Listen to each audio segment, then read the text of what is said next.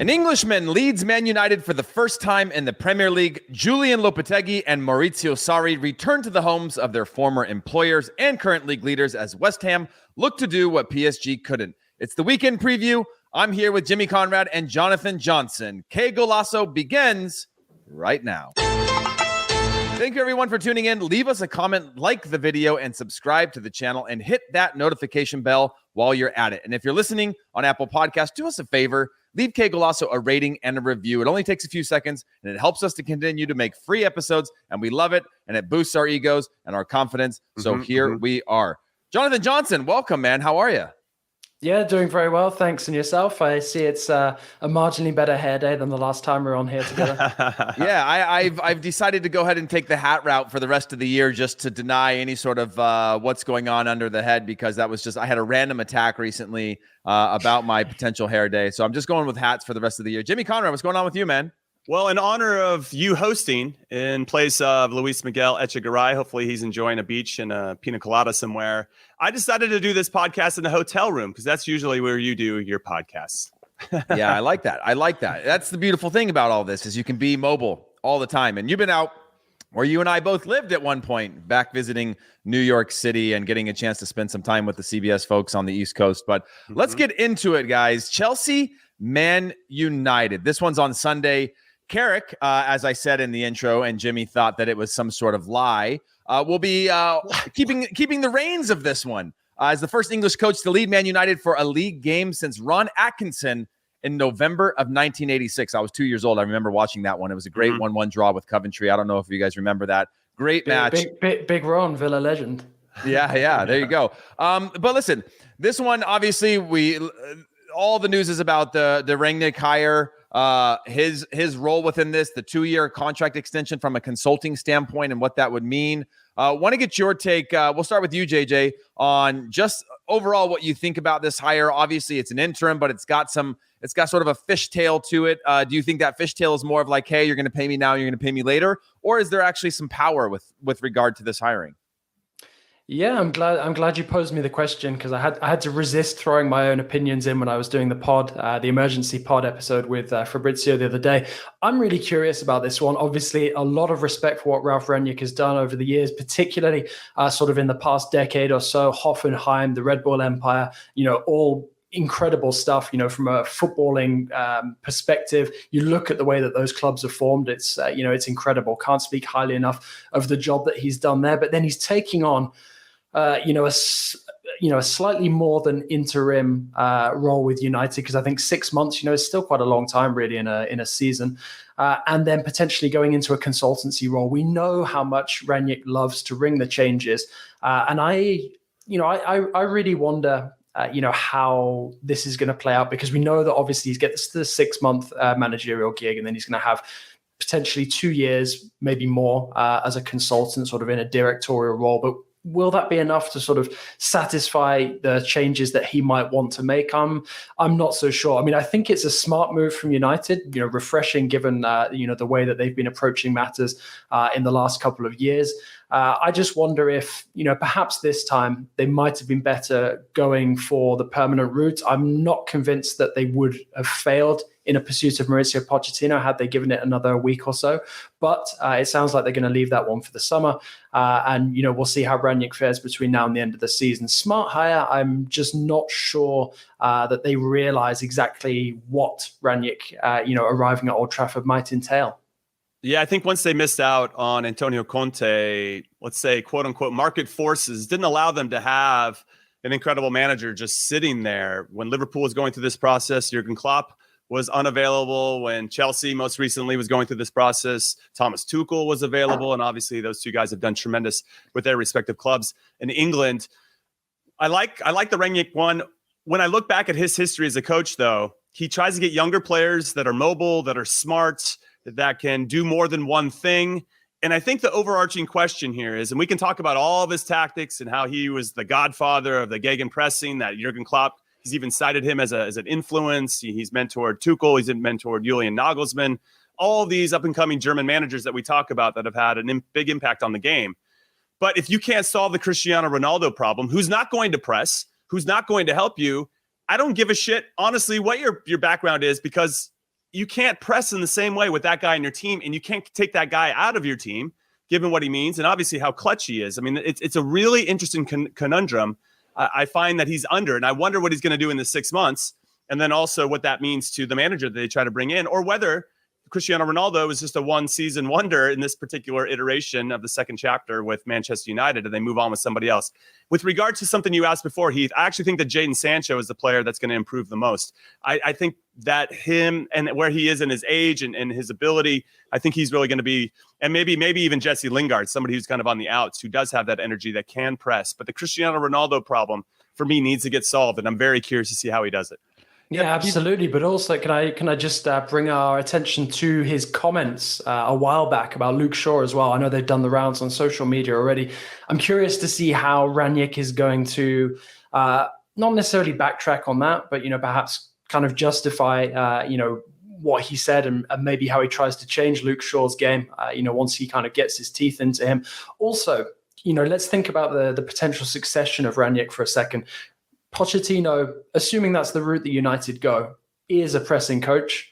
And he has a similar problem at this moment in time in Paris with Lionel Messi. That really does raise the question about whether Ronaldo stays at Old Trafford for more than one season. If, this is the route, this is the style of play that United are going to want to adopt in the long term after Rangnick's time as manager is up in 6 months.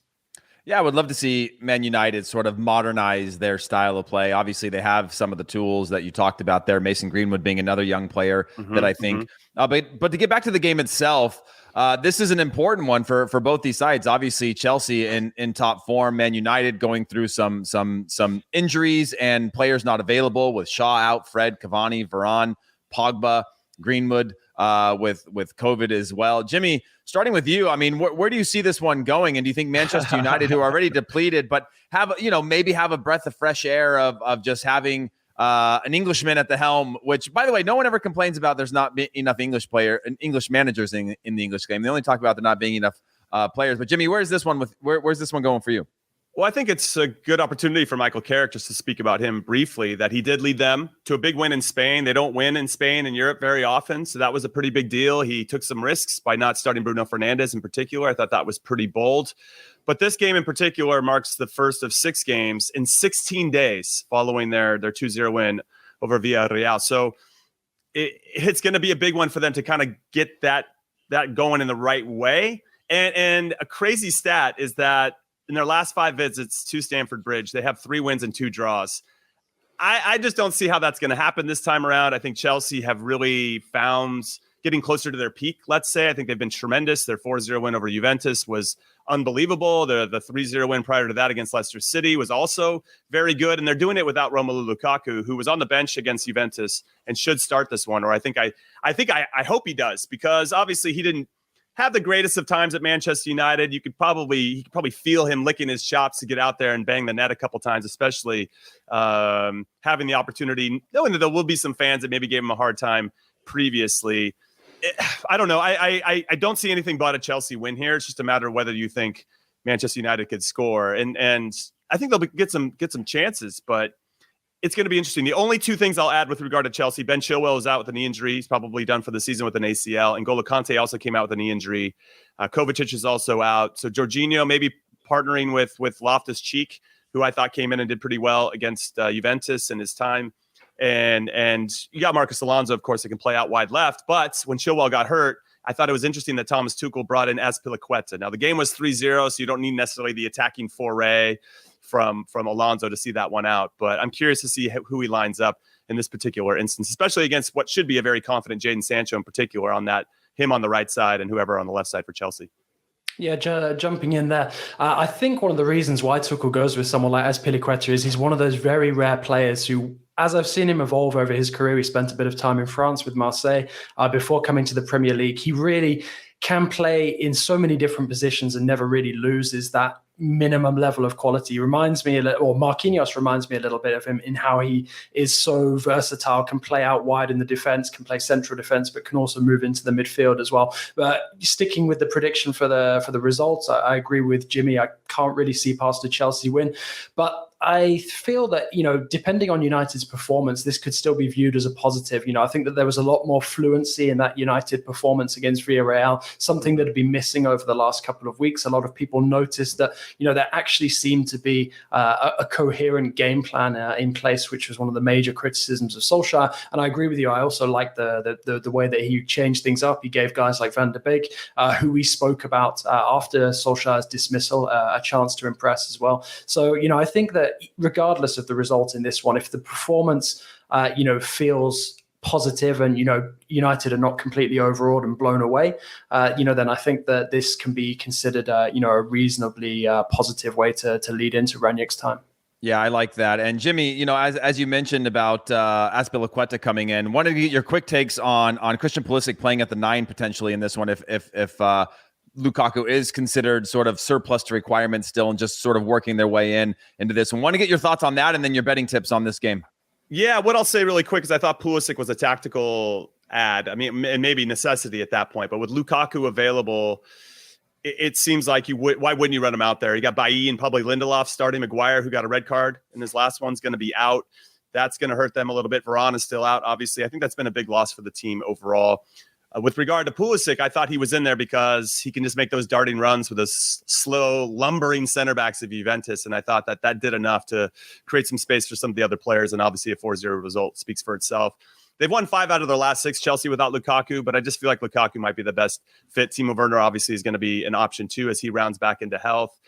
My quick betting tips, there have been over 2.5 goals scored in Manchester United's last 4 away games. Obviously, Chelsea are playing an unbelievable clip, scoring 7 and giving up 0 over the last 2. I like Chelsea to win an over 2.5 goals plus 130. Pretty safe, all things considered, but I just think Chelsea have too much right now. And I feel like Man United, though showing some signs of something a little bit different under Michael Carrick, are running into a team in peak form right now. And I think it's going to be a hard press for that. I could see a 2-1, 3-1. I could know 3-0. I mean, I don't know. There's a couple options there. That's why I'm kind of staying away from both teams to score and just saying Chelsea and over 2.5 goals. Oh, Jimmy, it sounds like you're getting warmed up with your betting tips here today. You're just throwing a few different numbers out there for people to, I can respect that. Let's move on to Manchester City versus West Ham. Man City obviously at home on this one. The Hammers, by the way, have won just one of their last 15 away games, EPL away games against Man City. 1 draw, 13 losses, winning 2-1 in September 2015 under Slaven Bilic. So, JJ, let's talk to you about, let's start here with Man City. Obviously, another team that could be going deeper into their bench. There's talk of maybe Cole Palmer getting another run at this game. No KDB in this one. Sterling's in decent form. So I wanted to get your take off the top here. West Ham, who had a comfortable win midweek in the Europa League. Just kind of where are you at with this one? Do you think Man City can hold on to this? Are they missing too many pieces? Are they out of rhythm? Just kind of give me your take. No, anything but. I think looking at the way that City performed against PSG, coming back from a goal down, they really should have been out of sight by halftime, given the chances they created. Gundogan hitting the post. PSG had 3 defensive last-ditch interceptions to deny them a goal. But ultimately, City got the win that they deserved in that one. And it's just so impressive to see how well-oiled Pep has this machine. I kind of wondered if they might fall apart a little bit after last season's Champions League final defeat. They haven't. They look like they're gearing up to go again. So I just think this is all about maintaining that kind of rhythm. I don't think Pep will make too many unnecessary changes, especially against a team as dangerous as West Ham. We've already seen the Hammers beat Liverpool so far this season. West Ham as well, now through in the Europa League as well, so they don't really have to throw much manpower at that in the final game of the group stage. So I think that this one is a potential banana skin for City, and I think that if they underestimate it at their peril, basically, because I think that West Ham could quite easily come away with a point here. They've come on so much under David Moyes over the last 6 months or so, that I think that they will really, ask some tough questions of City. Yeah, this is a banana peel is a great way to say it, JJ. I like that. I'm going to steal that phrase. I will say that West Ham did knock out City in the Carabao Cup, so they have something like that to rely on. That was a 0-0 result, and they show that they have at least the ability to hang with these guys. Now, I feel like City are playing better now than they were then, but that said, I think that little bit of confidence, knowing that you've stepped on the fields not too long ago and went toe-to-toe with these guys, is important for a confidence perspective. Mikel Antonio in particular looked great for Jamaica in the international break. Didn't play midweek against Rapid Vienna to be rested for this particular game. And I think that could help him obviously be a real threat for the Hammers in particular. It's a tough one for me. I think 1-1 was the last time they played. This was 0-0 in the Carabao Cup, and I think it went to pens, and then 1-1 was their last game in the Premier League. I could see it been under 2.5 goals. Plus 200 is really good. I'm like getting drawn to that. They're like teasing me on Caesar Sportsbook. I bet that. But I really like what City's about. Even without Grealish, without Kevin De Bruyne, they seem to be really well balanced right now. When I look at that back line, Cancelo has been excellent this season. Kyle Walker on the other side. You got Ruben Diaz. I think Laporte will come in for Stones for this particular matchup, but it doesn't really matter. Rodri's been fantastic. I mean, when they're really good on the defensive side of the ball, it's just they start to get so much more confidence and more time to do what they want going forward. And they're really Bernardo Silva's been, I don't know. It's hard. I can look at West Ham. We can make a narrative there. Maybe the draw is the play, but I really like Man City to win. Both teams to score plus 175. If you think they're going to get the clean sheet, Man City to win, and West Ham not scoring, that's plus 115. They've got, just so you know, Man City have 7 clean sheets in the last 9 games in all competitions. It's worth throwing all that out there. Real quick from either of you guys, do you think that Man City, who are sort of being tested right now in terms of their depth, do you think this is a worry for them? Do you think they come out on top, or are they not really being tested in the fact that you have no KDB, which happens every season for long periods, no Phil Foden, potentially no Jack Grealish? Do you think that this is a test for them more than it is just similarly a squad rotation, and the fact that none of them are long-term injuries? I think for me, I'm not too worried about Foden and Grealish. However, I think that Brian being out so often so far this season, it's almost like City are now preparing for the next phase, which will probably be without the Belgium international. As great as he was last season, at his age, I think the chances of him coming back and being as influential as he was before, are kind of diminished. I don't know. We'll see what happens over the winter. We always know that period runs teams into the ground, but I think that not having Grealish and Foden is not going to be that much of a concern for City, because they are sort of the long-term future of the club. But of course, if any team in Europe is equipped with enough depth to deal with losing those kind of players, it's somebody like City. And I agree with Jimmy. I could see the draw here, and my pick for the score, regardless of the squad depth discussion, will be 1-1. Nice. I appreciate that. I just want to speak really quick about injuries to West Ham, because Ogbonna, one of their top starting center backs, is out for the season with an ACL tear. Means Craig Dawson is going to probably be starting next to Kurt Zuma for the foreseeable future. But I think in the January transfer window, there are 2 names in particular that I think they should look at. And one of them is John Anthony Brooks from Wolfsburg, because if he's on the outs, let's say, with Greg Berhalter, the U.S. men's national team coach, maybe making a move to West Ham to play in the Premier League could turn his head, Greg Berhalter's head, to maybe get him back into the team. That's one. I think a really smart signing, though, would be Sven Botman from Lille. I think he's 6'4", super mobile. I think that West Ham and David Moyes in particular like those big center backs. There's some other guys out there that may be a little bit smaller, but good passer of the ball, and I think he would be a nice fit. And I wonder, what I'm seeing is about 30 to 40 million for him, and I think that's a bit of a steal. I'd like to hear from JJ just really quick, because you follow Ligue 1 quite closely. Yeah, and it wouldn't surprise me to see Lille make a couple of sales in January. Maybe less so if they actually make it out of their Champions League group, which is looking, positive at the moment. I think we'll discuss Lille a bit later when we talk about Ligue 1. But in terms of Botman, I can see there being some departures in Lille this winter. Whether interest comes back for Renato Sanchez, he was very close to a move in the summer before he got injured.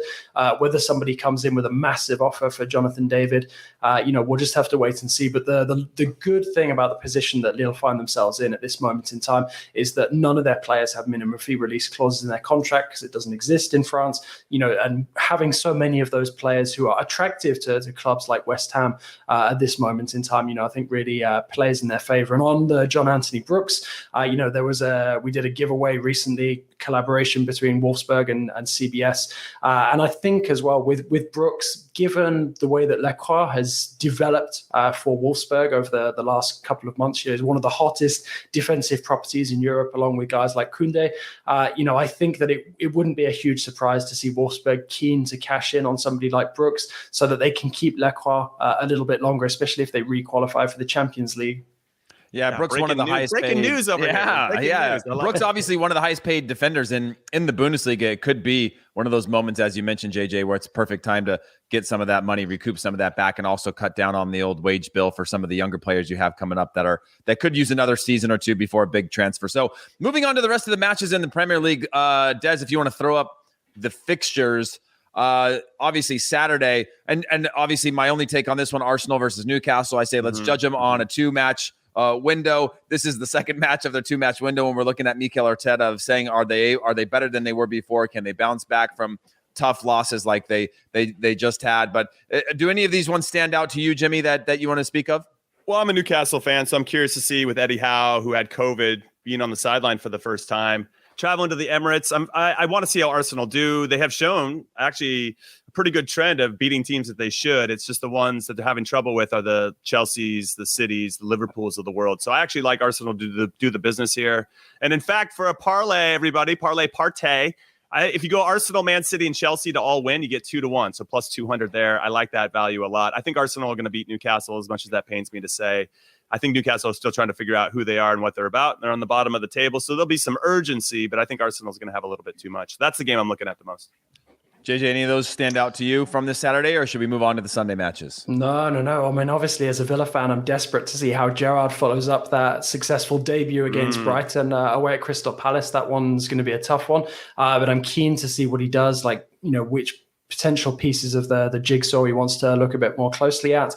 The other one as well that I've kind of got on my radar is Brighton Leeds, and it's interesting because Brighton started the season so well, yet they've really tailed off a little bit recently, and they're coming up against a Leeds side who have spent the majority of the beginning of the season down and in the wrong end of the table. And now this could be a moment where Brighton either continue to sort of keep themselves in the upper reaches of the table, or maybe drift down towards that relegation zone. Obviously I was talking about Villa earlier, hoping that we're going to make a push back into the upper reaches before the end of the year. And Brighton are one of those teams who could potentially fall away. So we'll see how that one plays out. But going into Sunday's matches, I think I'd probably choose Burnley Spurs, not because I think it's going to be particularly sexy, but I'm keen to see how the players react to Antonio Conte absolutely losing it after that defeat against Mura in the Conference League in midweek. I love when somebody goes, well, it turns out it's not what I thought. Things are a little bit, I'm getting a better idea that there's some problems in this man. I'm still happy here. It's only been 3 weeks. Yeah, but I'm realizing there might be a few more issues than I thought, and it's all starting to make a little more sense to me now. Jimmy, was there anything from that Sunday? Des, you want to go back to that? Throw those schedule back up so I can read through for anybody listening to it on audio. Brentford take on Everton on Sunday. Burnley, Spurs. Leicester take on Watford. Man City, West Ham. Chelsea, Man United. All of those on Sunday, and then Saturday we're looking at Arsenal, Newcastle, as we mentioned. Crystal Palace against Villa. As we also mentioned, Liverpool, Southampton, Norwich take on Wolves, and Brighton play home to Leeds. Jimmy, on that Sunday match, was there anything that stood out to you as well? Well, I think that seeing, the big ones that we've already discussed, I think, and the Spurs angle is really interesting. Antonio Conte, throwing his players under the bus, saying they're, after 3 weeks, he's figured out that he's got a lot of more work to do, is super funny. Because I think Jose Mourinho and Nuno Espirito Santo were all saying the same things. So I like that, but Jimmy, isn't that sort of bizarre? I mean, isn't that sort of the crutch of all of this? Like, do you get to use that crutch when you realize that Sir Jose Mourinho was there before you and had trouble figuring it out, and you're going to be like, oh no, it must be. I'll go in there and I'll figure it out. It won't be that bad. And then you go, oh man, I just got smacked in the face a couple times in the Europa Conference League. This is deeper than I thought. There's a lot to unpack, I think, with Spurs. And I think it's just maybe a certain methodology that was in place where I heard Nuno was going a little bit easier on him, maybe on purpose to contrast what Mourinho was doing, who can be a tough bastard, as we know, and uncompromising. And now they've gone back to an uncompromising manager. And I don't know. I mean, for me, the underlying message is, my players are soft. I mean, that is it. And I think that he has a lot of work to do to try to figure out who's going to stay and who's going to go. I think it's going to be an interesting January transfer window for Spurs in particular. But he can't move how many players? He can maybe 1 or 2 or 3 maybe in the window, maybe grab 1 or 2 or 3. But I think the summer is really we're going to see the heavy hand of Antonio Conte come in and do what he's going to do. And we'll see if he's burned out by that point. But I find it interesting that there's always this theme of, is this team good enough? Are they soft? They don't really seem like they have the mental capacity to win anything of consequence and to do what's necessary to win games. So, yeah, there's a lot to unpack with Spurs. I feel for Spurs fans. They get all this false hope all the time, and it never goes anywhere for like 40 years. Yeah, I feel like there's a lot of clubs that get a lot of false hope all the time. That's sort of the narrative. JJ, what were you going to say? Yeah, I was going to say just on Conte as well. I mean, cast our minds back to last season. Obviously Inter won the Serie A title, but there was a period where they were struggling to balance domestic and continental duty. They ended up going out of Europe, and they were able to then, put all of their effort into the league. And Spurs are now in this tricky situation where they're going to come up against Rennes, who have won the group thanks to Mura's victory late on, and now the best that Spurs can hope for is second place. And if they don't manage to beat Rennes, they're probably going to drop out altogether. And that might actually be a blessing in disguise for Conte. It's one less distraction, and it would allow him to actually, dig a bit deeper into this squad sooner than he probably hopes to if they stay in Europe.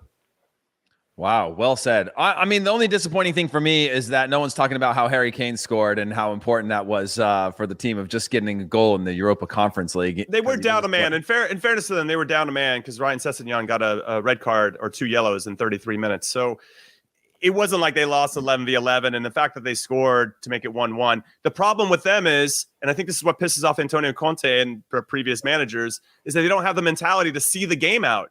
Everybody would have been pleased. Oh, wow, you're down 1-0, down a man. You came back in it. Harry Kane scored 1-1. Now we need to lock the game down and get the points.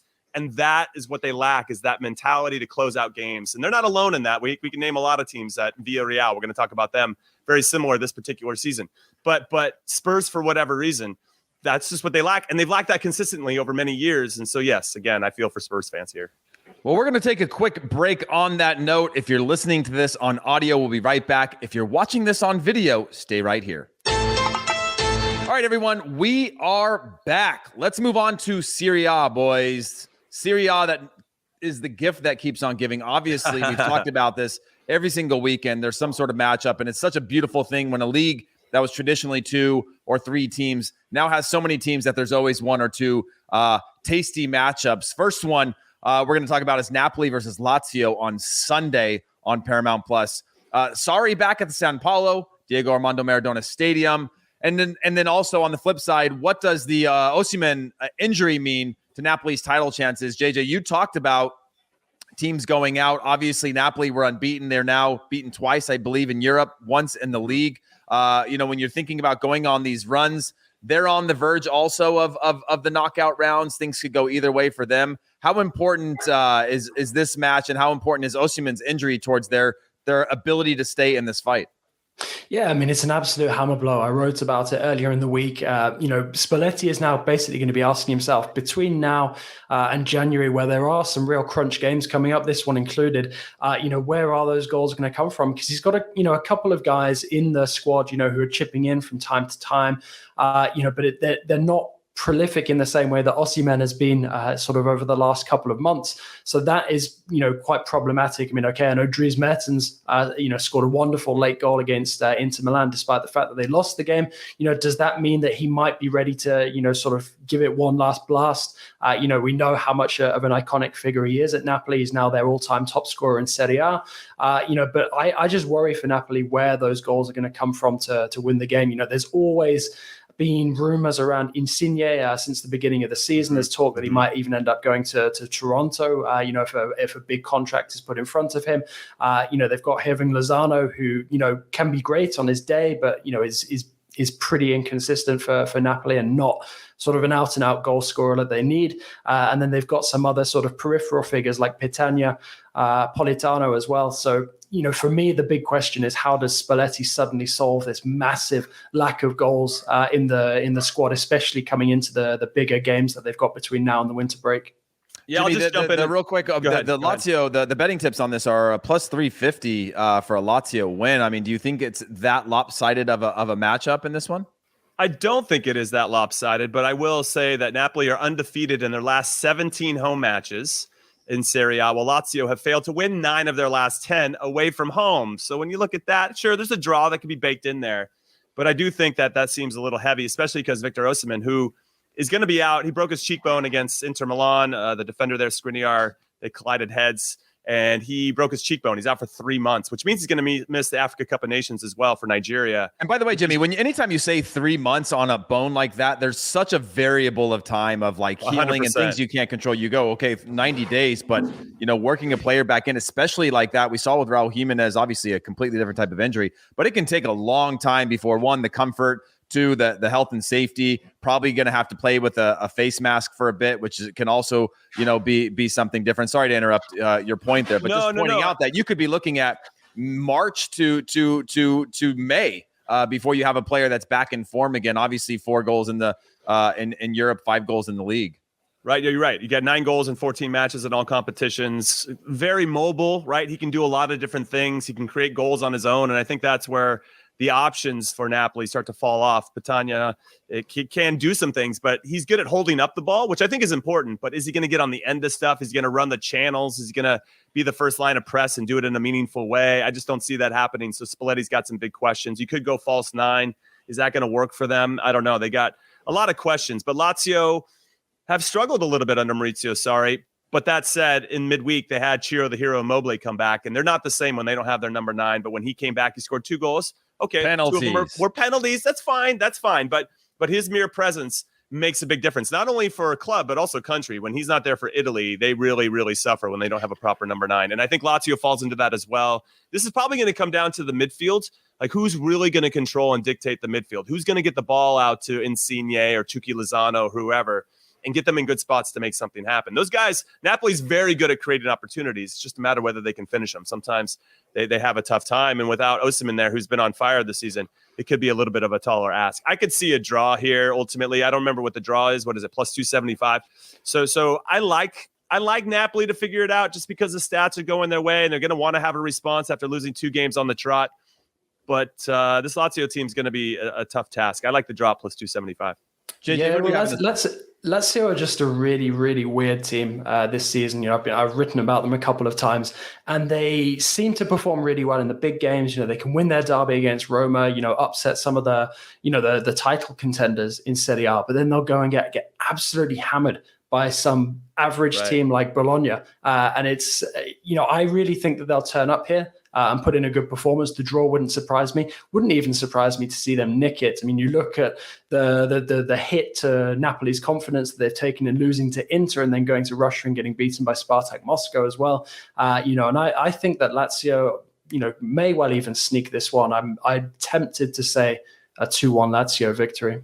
Oh, I like that. Bold. A little Lazio love into this one. That's very bold. We have JJ here. Yeah, exactly. He knows way more than we do, or does he? We'll find out over the weekend. Moving on to the Juventus versus Atalanta match. This is one, again, the bipolarity of Juventus that we've seen. They beat Roma. They draw Inter, beat Lazio, get battered by Chelsea. They lose to Sassuolo. I mean, I don't know what to make of this team. Every time I overread or overthink into how good is this team? What could they be? What's the form? Like, could they have a consistent run of form? Are they becoming defensive? Are they becoming disciplined? And this is their new fighting spirit. They go and they just get battered by somebody or lose to somebody that they shouldn't. Jimmy, for you in this one, Atalanta obviously coming off of a 3-3 draw against Young Boys, which I think is a little problematic. But who do you see taking the 3 points, or do you see this one being a draw? This is a great question. I like Atalanta in a lot of different ways. Their defending is terrible right now. They gave up 10 goals in their past 5 in all competitions, including 3 to, as you mentioned, to Young Boys, when they were in a position to really lock it down. They're a team that very good going forward. Duvan Zapata has scored in 6 straight games, everybody. He is on fire, so he's feeling very good. And when you have Luis Muriel, playing underneath him, you got Pasalic, you got Ilicic. I mean, they got players, and Robin Gosens might be coming back in too, and he gives them a little bit more balance out wide. He's been hurt for a little bit, but when they lost Christian Romero to Spurs, who I thought really excelled in the back 3 under Gasperini, and then Golini left as well, who was a little bit more of a consistent goalkeeper for me than Musso currently is. They missed that presence a little bit, and I think Juve could take advantage of it, but only if Chiesa is up for it, because I think they have a problem about who starts up top. Morata hasn't really been the guy. Moyes can. maybe he's Do you not like them with two up top, or are you a one up top? I still don't know. They've played between both, including a back three or back four. What it seems like. One thing I'd add about Moyes, Ken, is you can't play him up front on his own. Having seen him for a season at PSG, minimum 2 guys up top to make him work, and even better when you've got 3. No, that's a great insight. I appreciate you saying that, because I think it lends itself to maybe why he's struggling. And sometimes when you're a younger player, you just need a couple run of games without feeling, so you can just be yourself and try things without saying, if I make a mistake, I'm going to be out. But if I'm a Juve fan, I'll be kind of pissed at what Maxi Allegri's trying to do. I mean, it's been very defensive to kind of eke out results, and maybe that's what he thinks he has to do. But they do have it feels like they got handcuffs, almost Diego Simeone-esque, where you have some really good attacking players, but are they being put in a position to actually attack with numbers? Maybe they're attacking in 2s, maybe in 3s. Sometimes if they get some possession, then Juan Cuadrado, our favorite John Square, can whip balls in, and then maybe Sandro on the other side. At times they create that and have that meaningful possession, but it doesn't seem like they're doing that as often. And obviously, I think all Atalanta needs to do is look at that Chelsea game midweek and be like, yeah, we're going to do a little bit of that and a little bit of this, and we like that, and this is how we're going to shut them down. Now, I know Dybala didn't start midweek, and he's an X factor for Juve, and so is Chiesa. I thought Chiesa was relatively quiet against Chelsea, but when you have a back 3 with wing backs that know what they're doing defensively, it's a good way to shut them down. And Atalanta sets up very similarly to Chelsea. They're just not as good at doing those things defensively. So I could see Atalanta getting a result here. They've won 7 out of their last 8 away from home in Serie A, but Juve are undefeated in their last 22 home matches against Atalanta in all competitions. That's got to stand for something. But I think Atalanta could. Yeah, well, they also won 10 seasons straight, Jimmy, and so fine. You're running with some serious stats here that you're, going back to the medieval times to try to justify this one. JJ, what's your prediction on this one? And then we'll have Des throw up the rest of the fixtures over the weekend that we'll go through. You know what? I did the preview for this one earlier, and I think I went for a 2-1 Atalanta win. I'm really into my multi-goal away team wins this weekend. Yeah, but for me, I think Juve are, they're not in their best moment at the moment, kind of running on diesel. I agree with Jimmy completely. It's almost like Juve have gone back in time under Allegri since he's come back in. And Atalanta, they're conceding a lot, but it's kind of always been part of their charm that their games are just wild. They just outscore their opponents. So, I wouldn't be as worried about that if I was an Atalanta fan coming into this one. I think they'll outscore Juve in this one. I mean, you look at, Zapata's got 8 goals so far this season. That's more than Juve's 2 top scorers combined, who are Bonucci and Dybala. I think they've got 3 each. So, I see an Atalanta win. I'm with you, JJ. Getting more difficult. And Atalanta to win, both teams to score is plus 500. I like that 5-1. Those odds. I like those a lot. So I have to take a hard look at that if you're interested. I'm a big fan of that one as well. Obviously, I just look at this Juve side and I just think, man, even if with De Ligt on the field, you just need some younger players. And the way that Atalanta attack and the pace that they attack with, I just don't see them not scoring. And if they're going to score, they're going to go for multiple. And I just can't see Juventus having the consistency to come back. But to take a look at, for you audiophiles out there that can't see this on the screen, Cagliari play against Salernitana. Empoli play against Fiorentina on Saturday. That Cagliari match is on Friday. Empoli, Fiorentina on Saturday. Sampdoria take on Verona. Juventus, Atalanta, as we mentioned. Venezia play against Inter Milan. We've obviously seen Tanner Tessman get a little bit more time alongside Gianluca Busio. It would be great to see them play in this matchup as well. And then on Sunday, Udinese play Genoa, AC Milan home to Sassuolo, sexy Sassuolo, who are difficult to beat. Spezia play against Bologna, Roma, Torino, Napoli, Lazio as well. Of all those games, I don't want to stay on these too long, but if you're passionate about one, JJ, is there anything that stands out to you? Yeah, I go back to Saturday's games, and I think that the sort of low-key Tuscan derby between Empoli and Fiorentina, I'm not trying to get too hipster, but I've been quite high on Fiorentina and the way that they've been rebuilding under Vincenzo Italiano all season. And I think that result against Milan, that crazy 4-3 win was the real result that they needed to kick on this season, because I have a feeling they're going to gate crash the European places.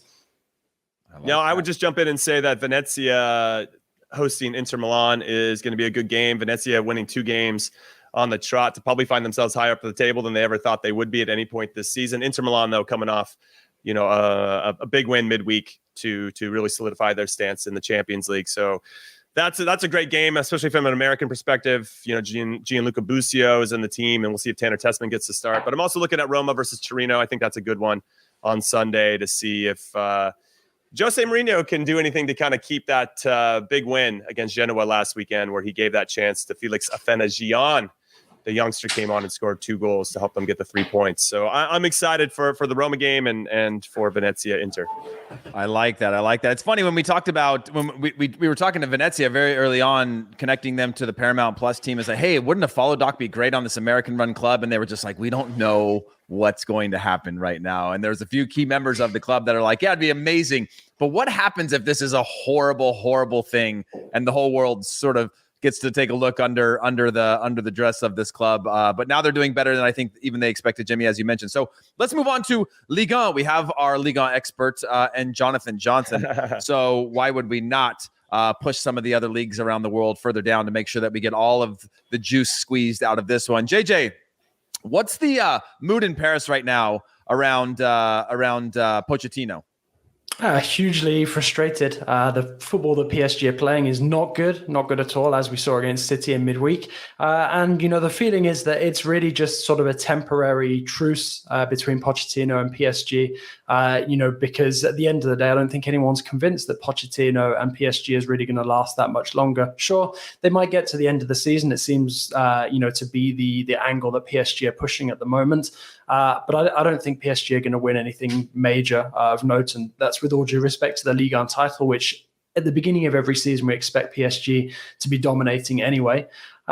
Because I just don't see how Pochettino is suddenly going to magically develop some sort of identity, and stamp his mark on this team between now and the end of the season. He looks lost, for want of a better word, on the touchline and tactically as well. Well, don't you think he's probably starting with Rangnick, starting to build a little tactical plan for his new club, spending more of his time on the phone working through those things? I mean, I don't think that's far from reality, to be honest, where he's like, well, I could spend my time trying to fix this problem I can't fix, or maybe look to the future and see what happens in the summer. Let's switch over to Lille with Jonathan David, a little CONCACAF chat. Jimmy, I'll start with you. Obviously, this is a player who only Erling Haaland has scored more goals for 2000s born players in this season. Obviously, highest scorer in the league, I believe, right now, and has more than half of his team's goals. Jimmy, I mean, for a player like that, I mean, how big is that, one, for CONCACAF, but two, to solidify himself as one of the top strikers in the league? When we talk about, the 100 to 100 plus million transfers, he's a player that's going to be pushing that limit. Do you see him making a move sooner than later? I do. I'm curious what JJ ultimately thinks. But what I also found is another stat that you didn't mention is that in the calendar year of 2021, Jonathan David has as many goals as Kylian Mbappe, which I think is pretty tremendous and something worth talking about for sure. I heard Inter Milan is interested in him, and I'm sure there's some other clubs that are interested as well. Why wouldn't they be? But he's been fantastic. And obviously this is going through a transition from a manager that helped them win the league last year and Christophe Galtier to somebody different. And they really struggled. But despite that, he's still finding a way to score goals. And I really think that's a testament, not only to him, but to the players that are supplying him with the service and opportunities. But there is something about that. And also with regard to Canada, really quick to go into the CONCACAF stuff, he didn't even start against Mexico, Jonathan David. They went with Kyle Larin instead, and Jonathan David came off the bench. I mean, that just speaks to Canada's depth, and that kind of scares me, and we can get into that when we do our previews of that. But with regard to Jonathan David in particular, I think he can do so many different things. I love his energy and his attitude. Even if things aren't going right, he's still trying to do the little details that I think is going to what separates him from everybody else. That he's thinking about, he's sniffing around, looking for those half chances that maybe he can turn into goals.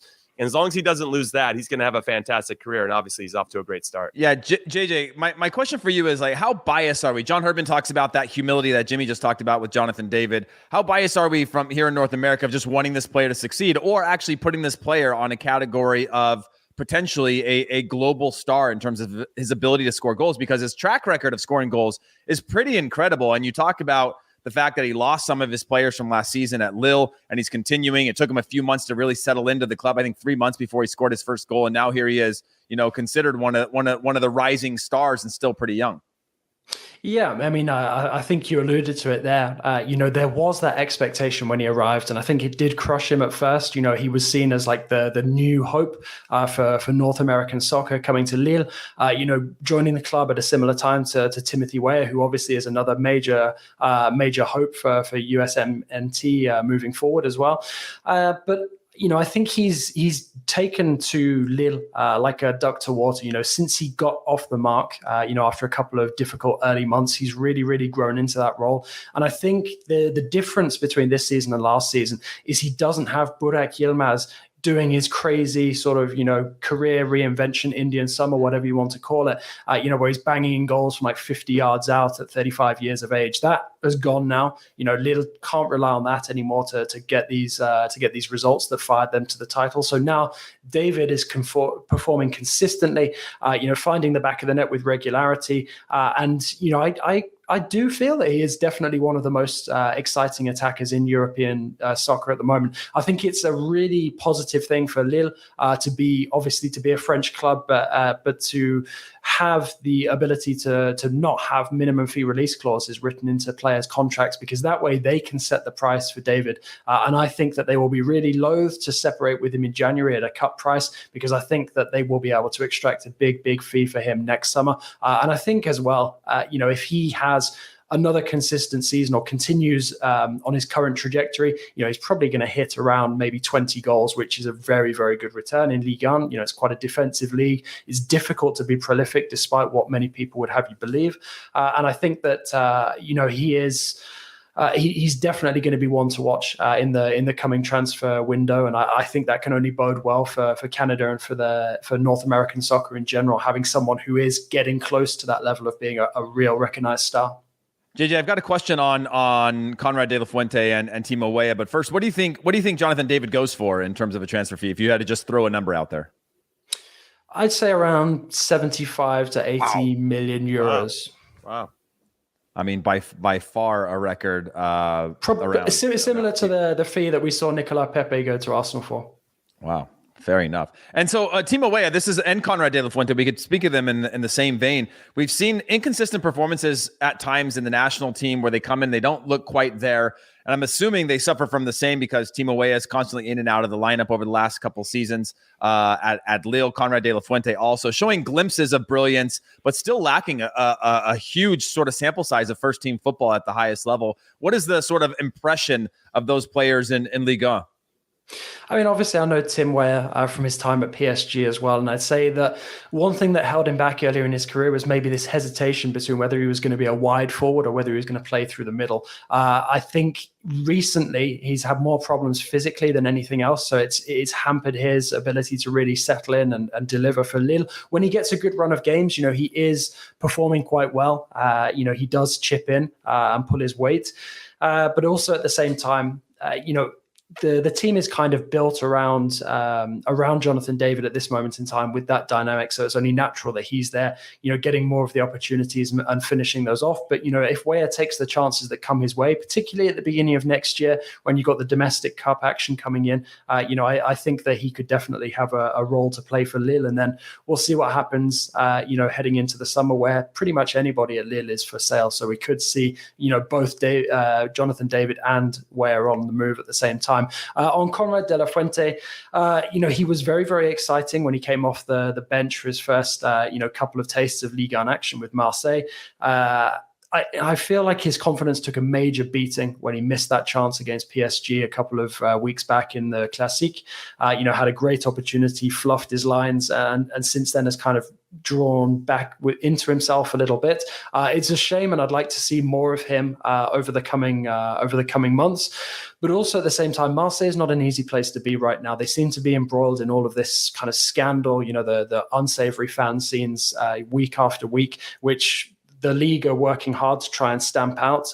Whether or not they're doing enough, we'll have to wait and see what kind of sanctions they take against Lyon at the beginning of December. But for De La Fuente, I think it's been a bit of a bumpy start to life, but there's definitely things to be encouraged by. I wouldn't be too harsh on him. I just think it's a real shame that he didn't take that chance against PSG, because as soon as you score in a match like that, you instantly write yourself into Marseille or PSG folklore. Yeah, that's amazing. JJ, I know we got to let you go, so we'll just say goodbye to you now. And thank you so much for joining us. Jimmy, you and I will keep this conversation going. I've got a couple questions for you on those players. But JJ, thank you so much. Always Pleasure, appreciated. guys. An expert of the See game. you We soon. will see you soon. Jimmy, what's your take on when I look at Konrad, and then we'll move on to La Liga and give everyone the rest of the global game. Just on Konrad as a player, do you think Marseille is a step too far? Is it a step too big in terms of pressure? There's so much luck that goes into finding the right club. When I saw him go from Barcelona B, he was training with the first team, to Marseille, I was like, okay, this is a good change, right? 18-year-old young player, first team minutes. But Marseille is still a big club. And it's a big club in the sense that when things go wrong, they can go really wrong. And a player like that could fall down the depth charts, or as JJ mentioned, confidence takes a hit, not scoring your big chance against PSG, but you're also kind of lost in the shuffle of things as a team that's also looking for results. I mean, what do you think? Do you like this move for him? Do you think it's a place that he's going to build that adversity and bounce back into the first team and be a regular? Well, I'm torn because I have some. Sorry, American by the way, bias. Conrad's 20 years old. He's not 18 anymore. I just look at everybody at the time that they came into the national team, and I just assume they stay that age forever. So no, that's fair. I do that too. Mainly with like the kids of my friends. Like, aren't you supposed to be 8 years old forever? Because you don't see them very often. So I assume that Conrad de la Fuente's parents are your friends. But what I'll say is, you have to at some point step up and play. You have to at some point step up and take your opportunity, and that nothing's going to be handed to you. Just because he makes the move from Barcelona to Marseille, I assume that Jorge Sampaoli's given him a chance, or you get to see him in training every single day. You and I have been around enough to know that how you train is obviously a good indication of how. And he was good in preseason games. We saw him in preseason games. He was good. He had a few highlight moments, but that's not always the whole story for a player and to break into the squad. No, and it's tough, and obviously he's got some competition of maybe that wasn't there when he initially signed. You get Cengiz Ünder, you get some players in that are doing more with what they have and doing more with their time.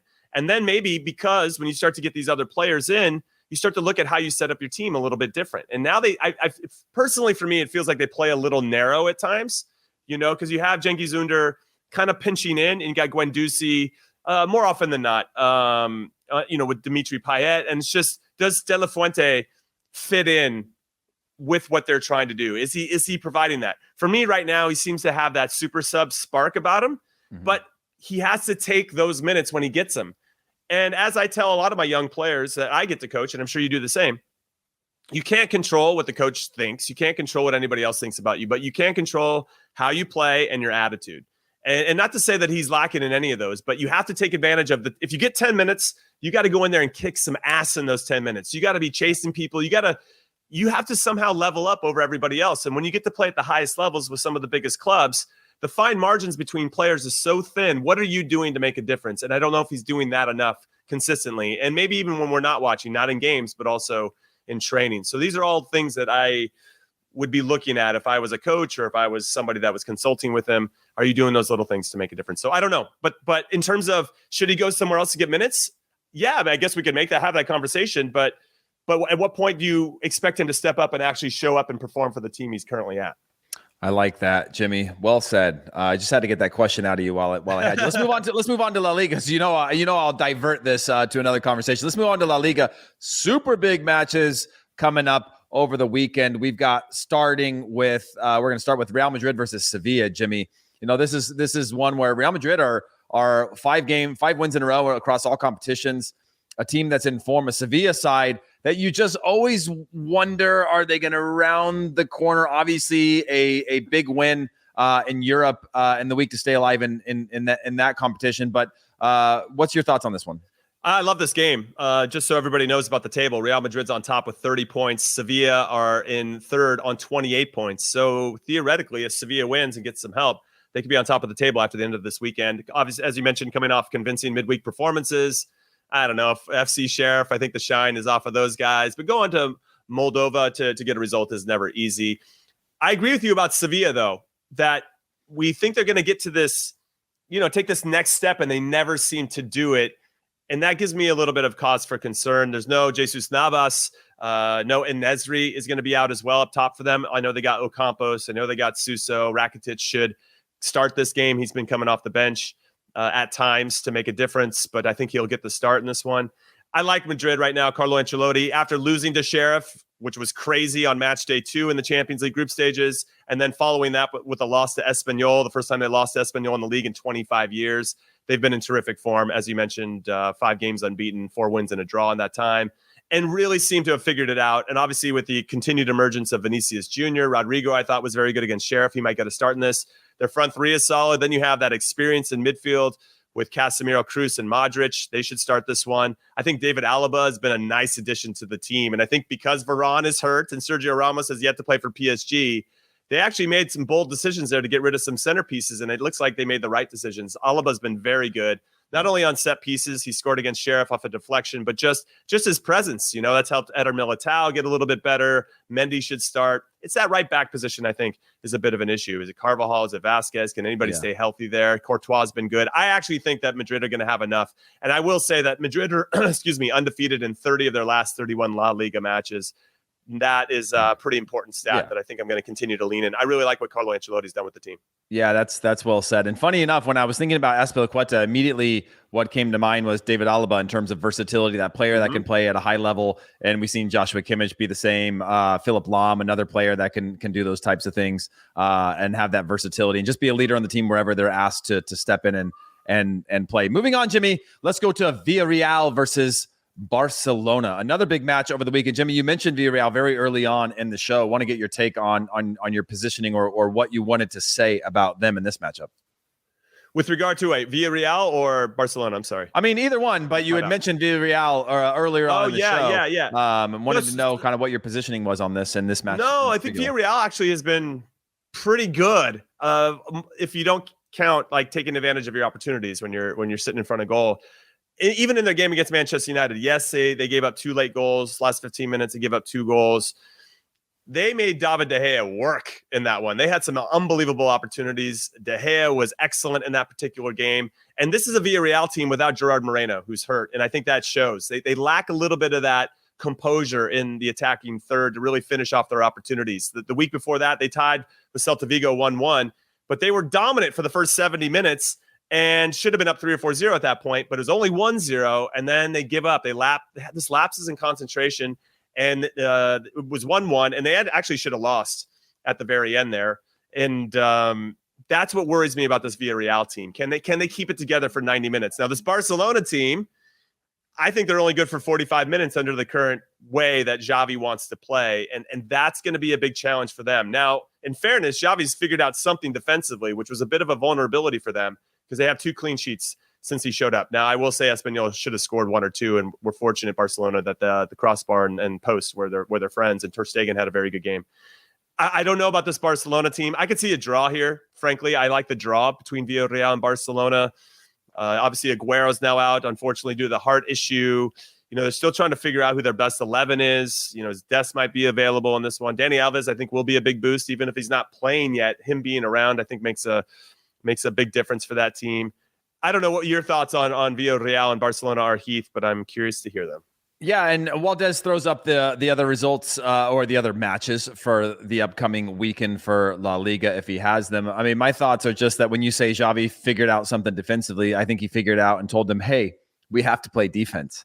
That's part of this game. You have to play defense. You have to be very good. And again, I think they're still miles away from being able to play in the way that they play. We've talked about it before. The transition game, what Barcelona are best at is being good in that transition of knowing when you have good possession in high areas, how to then transition into killing any sort of counterattacks, whether that's with a foul, whether that's pouncing, whether that's closing off the spaces, just finding ways to win back the ball in good spots so you're not having to go long periods where you have to defend, because when Barcelona are forced to defend honestly, that's when they really, really struggle. Barcelona have always been good at not allowing you to get them into positions where they're vulnerable. And if they can get back to that with Xavi, I think they've got the chance. But this is a one, again, like you talked about, that match, Villarreal versus Real Madrid, not Real Madrid, Manchester United, where they're just so good on the attack. And again, if it wasn't for a player having one of his best matches of the year and David De Gea, I just, if they can do that against Barcelona, they're going to score some goals. Moving on to just other matches happening over the weekend. Hold on. Time out. I just want to say that I'm going to do a parlay in La Liga, a little La Fiesta Parlayesta here. And I like Madrid to win, and the draw between Villarreal, Barcelona, that's plus 461. Oh, that's actually that's good. It's not bad. There. It's not. Yeah. I'm just saying. I'm just throwing that out there. Yeah. All right. I like Continue. that. And sorry, Des, I didn't get a chance to see some of those games, but if we want to throw them up or not, otherwise we can move on.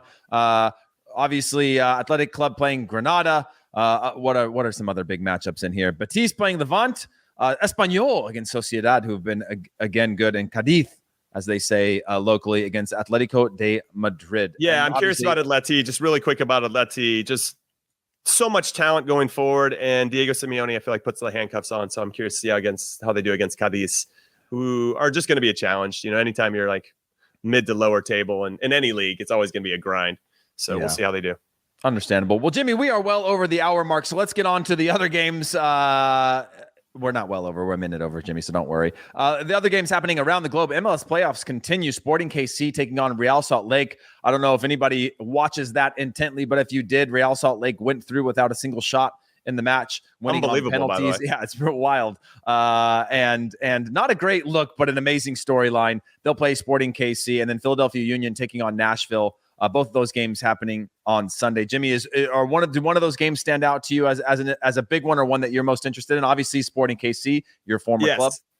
Yeah, I mean, if you ever have a chance to go to Sporting Kansas City's stadium, my name's up in the stadium. That's my flex of the day. It only took me an hour and 2 minutes, Heath Pierce, for all you people that are counting about my flexes. So no, but I'm pulling for the club. I was there for 8 years. I was coached by Peter Vermes. He's still in charge, and I'm excited for them to have another crack at RSL. Obviously, there's some controversy on decision day, which even got RSL into the playoffs in the first place. And they turned that in with a sterling performance at Seattle with 0 shots on goal. That won't work this time around, especially if they go to penalties, because Tim Melia is one of the best penalty stoppers as a goalkeeper in the history of the sport. I'm even bigger than MLS. He's unbelievable in saving penalties. So that's maybe not the best strategy this time around. They're going to have to come out and play, and I think Kansas City will have enough, especially because they get to host the game. Kansas City thought they were going to be traveling to Seattle for the next round, and they get the benefit of an extra home game. Plus, they get the benefit of an extra couple days of rest. Salt Lake will be coming in with like 4.5 days of rest. They have to travel yet again. I think they're going to run out of steam, and their bubble's going to burst. I really like the Philadelphia-Nashville game, though. These are two of the best defensive teams in all of MLS. But I do think that when it comes down to the players that can make plays, Mukhtar for Nashville was excellent in the first round, in particular against Orlando. They went down a goal. Daryl Dike scored on a set piece. Shout out really quick from a U.S. men's national team perspective. We have yet to score on a set piece in World Cup qualifying, and Daryl Dike, very good on set pieces. So I don't know if Greg Berhalter's listening. We know that he does. We know he's a loyal subscriber, but just something to keep in mind as games get a little tight moving forward. But I will say there's something about Nashville that I really like. They only lost 4 games all season. They're kings of the draw, but they don't know how to lose, and I think that's going to keep them into it. Philadelphia Union, though, I'm a big fan of Jimmy Curtin, a longtime friend of his and opponent when we were on the fields. He's the coach. Alejandro Bedoya, both of our teammate. He's our teammate for us on the national team. They have something too, but I don't know. I feel like Nashville's just going to have a little bit. And I know Philly fans are going to be like, "We hate you, Jimmy Conrad." And be like, I get it. And I want you guys to win because you just have that vibe where you don't always win the big one. But there's something about this Nashville team that I really like. So I'm looking forward to both of these games. Less so with the Salt Lake one. More hopefully Sporting Kansas City smashing them 5-0. But more with that. Honestly, if you're going to sit down and watch an MLS game, and it might be a bit of a battle, but I really like the Philly-Nashville matchup. I just think it's going to be a good game with some talented players on the field. I like that, Jimmy. I'm not even going to say more than that, so we can move on to the last or one of the other big games. Sorry if we missed anything that you guys want. Make sure you guys are commenting on audio or wherever, matches or things that are important to you, to make sure that we add those into our different shows. But Copa Libertadores final, Palmeiras contra Flamengo. Jimmy, the 2020 champion versus the 2019 champion books the ticket to FIFA's Club World Cup. It's the last ticket, by the way. What's your take on this one? This is unbelievable because, as you mentioned, they're the two last reigning champions of this competition. For everybody that doesn't know, Copa Libertadores is the Champions League of South America. It's a very big deal, and I'm really pushing for Paramount Plus and CBS to get the rights to this competition. It's unreal. And they've got the Brazilian League, they've got the Argentinian League. Now to put it all together, you got to just get that. You got it there. You got to do it. You got to do it. I'm putting some pressure on them publicly now to make that happen because it is a special competition. What's interesting between these two Brazilian clubs that are in the final, in their last 45 games against each other, Palmeiras has won 15 times. Flamengo has won 15 times, and there's been 15 draws. Is that insane or what? That is unbelievable. Now, if Palmeiras wins it back-to-back, they'll be the first team to win back-to-back Copa Libertadores trophies since Boca Juniors, my club, did it in 2000 and 2001. So it's a pretty rare occurrence for them to make it happen. I'm going to go on current form. And on current form, Palmeiras, the Pigs, okay, they have 3 losses and a draw. It hasn't been good. And when I look at what Flamengo's doing, they're the opposite. They have been in very good form. They're scoring a bunch of goals. So I'm getting it up right now. They are 4 wins out of their last 5. That's four wins and a draw. But I think it even goes more than that. And I'm just going to go with current form. Yeah, they've been excellent. Oh my God. When looking at their current form, they've been awesome. 1, 2, 3, 4, 5. So they're unbeaten in their last 9, and they've won 7 out of those 9. So wow. I'm probably going to go with Flamengo just on current form. It's going to be tight, as I mentioned with that first stat. There's really fine margins between these particular teams, and maybe Palmeiras can lean on the fact that they won it last year and they know how to do it. But I think current form does matter. It should play into how we look at this game, and I think that Flamengo is my team. I like that, Jimmy. I like that. I'm going to let you stay the star of this show, Jimmy, and I'm just going to be the host driving this boat, and we're going to send this on its way. But we thank all of you for watching and or listening. Follow Que Golazo Podcast on Twitter at Que Golazo Pod. Subscribe to the Que Golazo page on YouTube and hit the notification bell. And of course, subscribe to Que Golazo wherever you get your podcasts. And as a reminder, it'll be Jimmy and I on Sunday. I believe, Jimmy, you're with me? That's correct. You're going to be hosting this one. We're going to flip the script. Jimmy's going to host. I'm going to be the smart guy for a day. I'm going to try my best anyway for the weekend recap live. So make sure you join us for that. And until next time, from Des Norris, our producer, Jimmy Konrad, myself, and Jonathan Johnson, thank you so much.